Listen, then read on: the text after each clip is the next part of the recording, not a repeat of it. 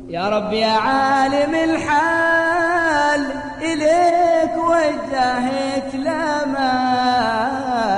بسم الله الرحمن الرحيم. الحمد لله رب العالمين. اللهم صل على سيدنا محمد وعلى آل سيدنا محمد. Amma ba'd. Al-Majalis An-Nabawiyah malam ke-27 sampai in udhiya ya'fu wa la yu'aqib wa in khusima yasmut wa la yujawib. Sifat Rasulullah Shallallahu Alaihi Wasallam itu apabila diganggu pasti beliau memaafkan dan tidak membalas. Dan apabila beliau diajak bertengkar, yasmut, diam, wala yujawib, dan tidak menjawab. Yang dimaksud ini selain yang syariah memerintahkan untuk membantah, wajadilhum billati ahsan, atau yang syariah memerintahkan untuk membalas. Artinya beliau tidak pernah membalas karena ikut hawa nafsu dan tidak pernah berbantahan, berdebat karena ikut hawa nafsu. Tapi kalau ada amr lillahi azza wa jal, jangankan itu, perang dijalankan. Jadi semata-mata tidak pernah Rasulullah sallallahu alaihi wasallam itu mengikuti hawa nafsu, hanya mengikuti perintah dari Allah Subhanahu wa taala. Sesuai dengan hadis Sayyidatuna Aisyah radhiyallahu taala anha,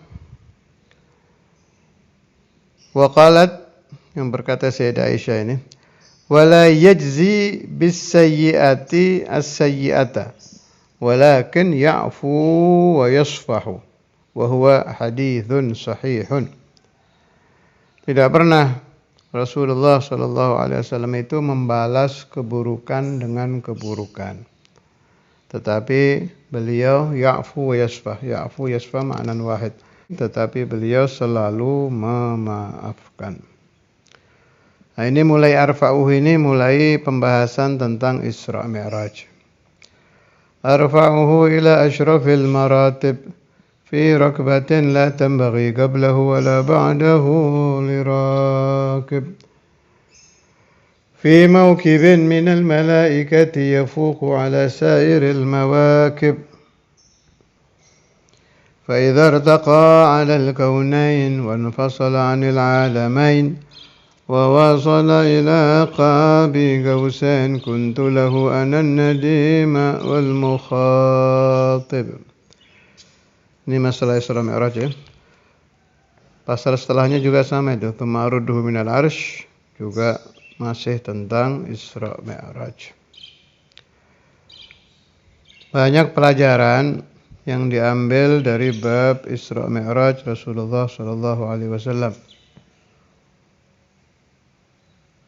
Sebagaimana sering saya terangkan, siapa-siapa yang ingkar peristiwa Isra, hukumnya kafir. Karena peristiwa Isra thabata bil Quran, subhanalladzi asra. Dan siapa-siapa yang ingkar Mi'raj fasik, maka dia fasik, artinya berdosa tapi tidak kafir. Karena Mi'raj thabata bis sunnah. Arfa'uhu ila asyrafil maratib. Arfa'uhu di sini isim tafdhil ya, bukan fi'il mudhari', isim tafdhil. Yakni Rasulullah sallallahu alaihi wasallam itu paling tinggi ila asyrafil maratib, martabah yang beliau capai, kedudukan yang beliau capai itu paling tinggi. Dari segi akhlak ya wa innaka la'ala khuluqin azim. Dari segi waktu peristiwa Isra Mi'raj juga iya. Rasulullah itu berada di ujung-ujungnya atas itu. Naam, Allah Subhanahu wa taala tidak berada di atas. Tapi diangkatnya Rasulullah Shallallahu alaihi wasallam di tempat yang paling tinggi dan dibuka hijab ketika beliau berada di tempat yang paling tinggi menunjukkan penghormatan Allah Subhanahu wa taala kepada beliau. Itu juga bisa dimasukkan di makna ini, arfa'uhu ila asyrafil maratib. Perjalanan saat beliau Isra Mi'raj saja itu tidak akan terulang lagi sepanjang sejarah kehidupan. Bukan hanya sepanjang sejarah dari tahun sekian ke tahun sekian, tidak. Sepanjang sejarah kehidupan tidak pernah ada kelompok yang lebih terhormat daripada kelompok yang menemani Rasulullah Shallallahu Alaihi Wasallam saat Isra Mi'raj. Mulai dari paling tingginya malaikat, kemudian paling terhormatnya kendaraan yang beliau pakai dan lain-lain. Nanti bisa dilihat di keterangan-keterangan Isra Mi'raj. Fi raqbatin, di sebuah kafilah, la tambaghi qablahu wa la ba'dahu li raqib. La tambaghi, yang tidak layak, qablahu, sebelumnya, wala ba'dahu, dan tidak juga sesudahnya, li raqibin, bagi seseorang yang mengendarai. Fi mauqibin, di kelompok, minal malaikati, para malaikat, yafuku, yang lebih tinggi itu raqib, ala sairil mawaqib, atas semua kelompok-kelompok. Makna ketika peristiwa Isra dan Mi'raj itu, perjalanan yang terjadi adalah perjalanan yang paling luar biasa. Orang yang menaiki Buraq, yakni Rasulullah Sallallahu Alaihi Wasallam, adalah orang yang paling luar biasa. Yang menemani perjalanan Nabi waktu itu juga pilihan malaikat-malaikat yang paling luar biasa, sampai kendaraannya pun kendaraan yang paling luar biasa, yakni Buraqu Rasulullah Sallallahu Alaihi Wasallam. Fa idza irtaqa 'alal kaunain, ketika beliau naik di atas al-kaunain, ada yang memberi makna langit dan bumi, ada yang memberi makna alam zahir dan alam ghaib, ada yang memberi makna alam mulki dan alam malakut. Wa kullu sahih, semua makna itu benar. Wa anfasala, dan beliau terpisah, anil alamain, daripada dua alam, yakni alam zahir dan alam batin. Wa wasala, dan sampai Rasulullah Sallallahu Alaihi Wasallam ila qabi qausain, ke qabi qausain. Kuntu, aku Allah, lahu, bagi Nabi, anan nadima wal mukhatib. An-nadim, zat yang sangat mencintai, wal mukhatib, dan zat yang mengajak berbicara. Adapun qabi qausain, maknanya sangat dekat dengan Allah Subhanahu wa taala, tapi bukan dekat seperti makhluk dengan makhluk. Kalau saya memberi makna qabi qausain itu begini. Ini tafsiran saya ya. Rasulullah Shallallahu alaihi wasallam dibuka hijab sehingga beliau menjadi manusia yang paling dekat kepada Allah, yang tidak pernah maqam dekat sekelas itu diberikan kepada orang lain. Aqrabul muqarrabin. Itu yang paling pas kalau menurut saya. Jadi qabi qausain itu ibarah bahwa Rasulullah SAW itu paling qaribnya kelompok muqarrabin gitu. Bahkan faqa Sayyidina Jibril. Sayyidul Malaikah saja kalah dekat dengan Rasulullah SAW ketika itu, kan terkenal peristiwa itu. Yang kalau malaikat Jibril naik lebih lagi, beliau akan terbakar. Kalau qab itu dekat, qausain seperti anak panah yang berjarak 2 busur. Tapi alhasil Banyak masyaikhuna memberi penjelasan tentang Qab Qausain, ada yang memberi makna seperti dekatnya orang yang duduk sila itu antara murid dengan guru. Tapi yang paling gampang dipaham menurut saya, wa wasala ila Qab Qausain, Rasul sallallahu alaihi wasallam dibuka hijab yang makam qurubnya, makam dekatnya Nabi ketika peristiwa itu tidak ada yang pernah mengalami. Yang pernah mengalami hanya Rasulullah Shallallahu Alaihi Wasallam. Bahkan malaikat Jibril saja tidak pernah mengalami kedekatan yang seperti itu.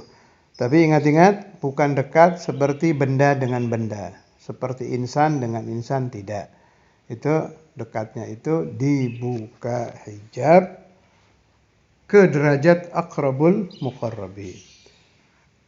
Wallahu a'lam. Itu makna yang saya paham seperti itu. Fawasala ila qabi qausain kuntu lahu anan nadima wal mukhatib. Tambahan masalah qaba qausain kalau di Burdah, wabitta tarqa ila an nilta manzilatan min qabi qausaini lam tudrak wa lam turami. Wabitta, dan engkau Rasulullah sallallahu alaihi wasallam memasuki waktu malam dengan jasad dan ruh. Jadi peristiwa Isra Mi'raj itu yang kita imani jasadan wa ruhan. Dengan jasad dan ruhnya Rasulullah SAW, beliau meninggi. Ila an nilta manzilatan, engkau memperoleh maqam qaba qausain.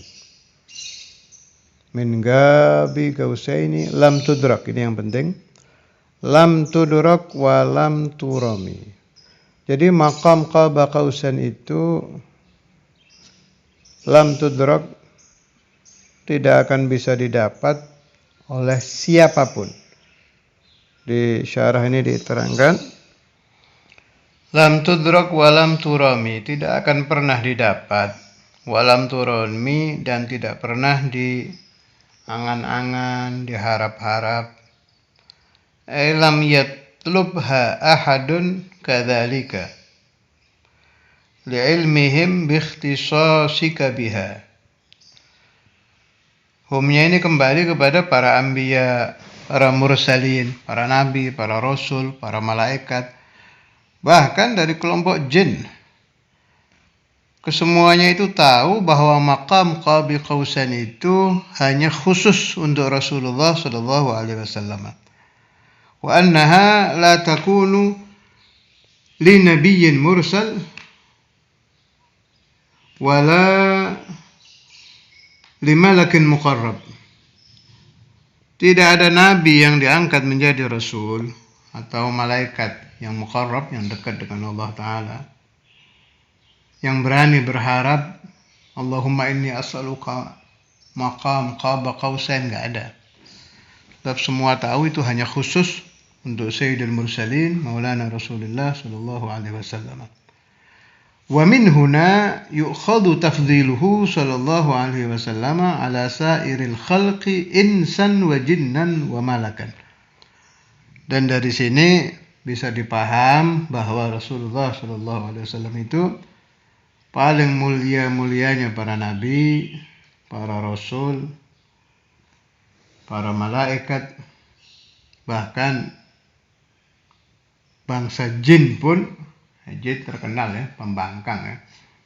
Tidak ada yang berani kalau sudah berurusan dengan afdaliyatu Rasulullah sallallahu alaihi wasallam. Semua makhluk dari kelompok manapun tahu bahwa afdalul khalqi adalah Maulana Rasulullah sallallahu alaihi wasallam. Ini ada tambahan riwayat lagi tentang Isra Mi'raj. Ketika Rasulullah sallallahu alaihi wasallam akan masuk ke maqam qaba qausain, qala, beliau berkata, faraqani Jibrilu. Artinya malaikat Jibril gak bisa lagi menemani aku. Wan qata'at anni al-aswatu. Ketika aku akan masuk maqam qaba qausain, terputus suara-suara, jadi hening, ya. Tidak ada suara apa-apa. Wa sami'tu, dan aku dibuka hijab sehingga aku bisa mendengar kalam Rabbi, kalam Tuhanku. Artinya yang tanpa huruf dan tanpa suara. Sallallahu alaihi wa ala alihi wa ashabihi wa nafa'ani wa iyyakumul ahbab min barakati Rasulillah sallallahu alaihi wasallam wa anna Allah yarzuqni wa iyyakumul ahbab fahma kalamillah wa fahma kalami rasulih daiman abadan fi lutuf wa afiyah bila mihnah dunya wa akhirah. Memang di peristiwa Isra Mi'raj itu Rasulullah sallallahu alaihi wasallam mengalami banyak kejadian-kejadian yang luar biasa. Sebagian sudah diriwayatkan di hadis-hadis dan dibahas oleh para ulama, sebagian memang menjadi rahasia beliau sendiri. Fa'an Ibni Abbas radhiyallahu ta'ala anhuma, dari sahabat Ibnu Abbas radhiyallahu ta'ala anhuma, bersabda Rasulullah sallallahu alaihi wasallam, "Allamani Rabbi lailatal Isra uluman syatta." Telah mengajarkan kepada aku Nabi, Tuhanku, pada malam Isra Mi'raj itu ilmu-ilmu yang bermacam-macam. Fa ilmun akhadha alayya kitmanahu. Ada ilmu yang saya diwajibkan oleh Allah untuk menyimpannya. Wa ilmun khayyarani fihi. Ada ilmu yang aku diperbolehkan memilih oleh Allah. Boleh disampaikan, boleh disimpan. Wa ilmun amarani fihi bitablighihi. Dan ada ilmu yang Allah memerintahkan aku untuk menyampaikannya. Qala Aliun karramallahu wajhah, berkata Sayyidina Ali, fakana an-nabiyyu sallallahu alaihi wa alihi wasallam yusirru ila Abi Bakr wa Umar wa Uthman wa ilayya bima khuyyira fihi. Rasulullah sallallahu alaihi wasallam bercerita secara rahasia, yakni 4 sahabat ini dipilih oleh Rasulullah sallallahu alaihi wasallam untuk diberitahu ilmu mukhayyar tadi. Jadi saya ulangi ya, jadi ada 3 ilmu yang dimiliki oleh Rasulullah sallallahu alaihi wasallam. Satu ilmu maktum, yaitu ilmu yang dirahasiakan oleh Rasulullah sallallahu alaihi wasallam. Rasulullah itu merahasiakan bukan karena Nabi pelit, bukan, memang disuruh oleh Allah Ta'ala. Ada ilmu mukhayyar, jadi boleh disampaikan, boleh tidak. Ini yang disampaikan kepada orang-orang tertentu oleh Nabi. Ada lagi ilmu umira bitablighihi, ini yang sampai kepada kita, umat Nabi Muhammad sallallahu alaihi wasallam. Jadi luar biasa sekali ya, ilmu Rasulullah sallallahu alaihi wasallam itu tidak ada batasnya. Makna tidak ada batas dalam ukuran makhluk. Ilmu apapun yang dipahami oleh khalqun min khalqillah pasti diketahui oleh Rasulullah sallallahu alaihi wasallam. Fa inna min judika ad-dunya wa dharrataha wa min 'ulumika 'ilma al-lawhi wal qalami. Itu yang ada di Burdah itu. Termasuk sebagian ilmu Rasulullah sallallahu alaihi wasallam adalah mengetahui al-lawh, semua yang ada di Lauhul Mahfuz, dan al-qalam.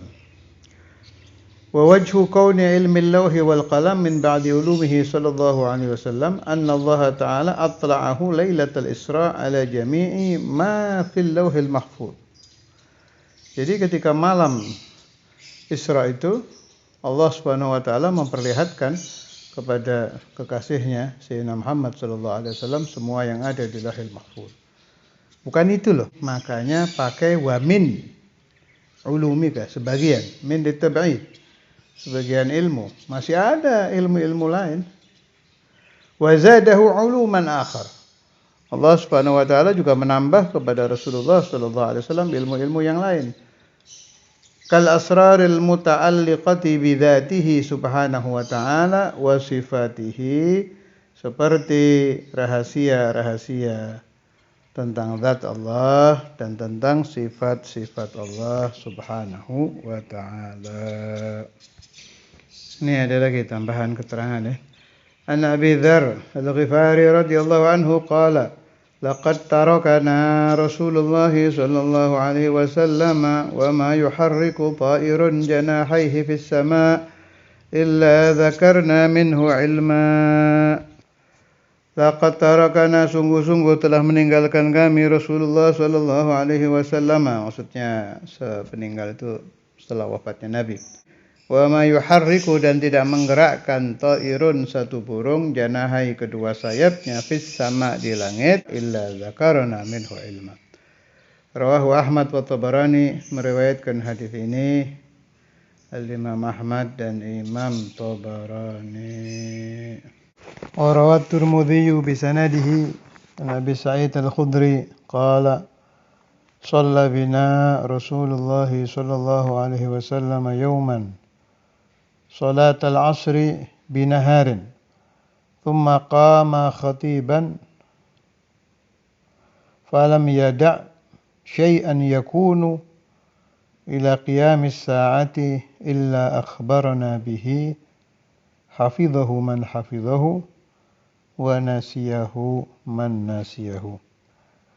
Diriwayatkan oleh Imam Tirmidzi dari Sayyiduna Abu Sa'id Al-Khudri, Rasulullah sallallahu alaihi wasallam satu waktu sholat dengan para sahabat sholatul asr. Kemudian beliau bangun dan berceramah. Di dalam ceramah itu beliau menerangkan apa saja yang akan terjadi sampai hari kiamat. Menghafal keterangan ini orang yang hafal dan lupa orang yang lupa, yakni sebagian sahabat ada yang teringat, sebagian lagi ada yang tidak teringat. Tetapi asyahid fil hadis, termasuk ilmu Rasulullah sallallahu alaihi wasallam adalah beliau mukasyafah, diberitahu oleh Allah taala apa saja yang terjadi ila yaumil qiyamah. Kemudian perlu dipahami juga bahwa apapun yang akan terjadi sampai hari kiamat, masalah apapun yang akan terjadi pada umat Rasulullah SAW sampai hari kiamat telah diberi penjelasan oleh Nabi. Malah di sini ada hadis juga, ma baqiya syai'un yuqarribu minal jannah wa yuba'idu minan nar illa waqad buyyina lakum. Tidak ada sesuatu yang mendekatkan ke surga dan menjauhkan dari neraka kecuali telah diterangkan oleh Nabi. Jadi tolong jangan ada yang berpendapat bahwa agama Rasulullah sallallahu alaihi wasallam ini belum lengkap. Kalau Anda berkata bahwa agama Rasulullah sallallahu alaihi wasallam ini belum lengkap, maka Anda menentang bahwa Rasulullah sallallahu alaihi wasallam telah mengetahui apapun yang akan terjadi sampai hari kiamat dan telah menjelaskan kepada umat beliau cara-cara untuk keluar dari masalah itu. Di hadis lain, An Ibn Mas'ud qala Rasulullah sallallahu alaihi wasallam, ayyuhan nas, innahu laysa min syai'in yuqarribukum minal jannah wa yub'idukum minan nar illa qad amartukum bih wa laysa syai'un yuqarribukum minan nar wa yub'idukum minal jannah illa qad nahaitukum anhu Wahai manusia, tidak ada sesuatu yang mendekatkan kalian ke surga dan menjauhkan kalian dari neraka kecuali aku Nabi telah memerintahkan kalian dengan hal itu. Dan tidak ada sesuatu yang mendekatkan kalian dari neraka dan menjauhkan kalian dari surga kecuali aku Nabi telah melarang akan hal itu. Dalam hadis lain, qala Rasulullah sallallahu alaihi wasallam, "Ma taraktu baban min abwabil khair illa dadaltukum alaihi wa amartukum bihi, wala baban min abwabisy syarr illa haddartukum minhu wa nahaitukum anhu." Tidak ada satu pintu dari pintu-pintu kebaikan kecuali aku Nabi telah menunjukkan kalian kepadanya dan memerintahkan kalian akan hal itu. Dan tidak ada satu pintu dari pintu-pintu keburukan kecuali aku Nabi telah memperingatkan kalian akan hal itu dan melarang kalian dari melakukan hal itu. Masih banyak lagi hadis-hadis yang semakna dengan ini. Jadi tolong jangan ada yang mengatakan bahwa Rasulullah SAW telah menyampaikan apapun yang diperintahkan Tuhan untuk disampaikan, tetapi agama beliau belum sempurna. Ajaran agama yang telah disampaikan oleh Nabi masih butuh disempurnakan. Ini satu kebodohan dari memahami ayat-ayat Al-Quran dan dari memahami hadis-hadis Rasulullah SAW. Tolong jangan malas di dalam membuka hadis. Jangan malas di dalam membuka tafsir-tafsir Al-Quran. Dan jangan berpendapat bahwa pendapat Anda adalah pendapat yang benar. Sebab ulama-ulama yang jauh lebih alim dari kita, jauh lebih saleh dari kita, jauh lebih warak dari kita, di masa-masa lalu telah dengan gamblang menerangkan bahwa agama Islam adalah agama yang sempurna. Apapun yang diperlukan oleh umat Nabi ila yaumil qiyamah telah diterangkan oleh Rasulullah sallallahu alaihi wasallam. Allahumma hdina fi man hadait wa afina fi man afait wa tawallana fi man tawallait, barik lana fi ma atait wa qina wasrif anna bi rahmatika syarra ma qadait, fa innaka taqdi wa la yuqda alaik, wa innahu la yadhillu man walait wa la ya'izzu man adait, tabarakta rabbana wa ta'alait, falakal hamdu ala ma qadait, nastaghfiruka wa natubu ilaik. Sallallahu ta'ala ala sayyidina Maulana Muhammad wa ala alihi wa sahbihi wa sallam, walhamdulillahi rabbil alamin.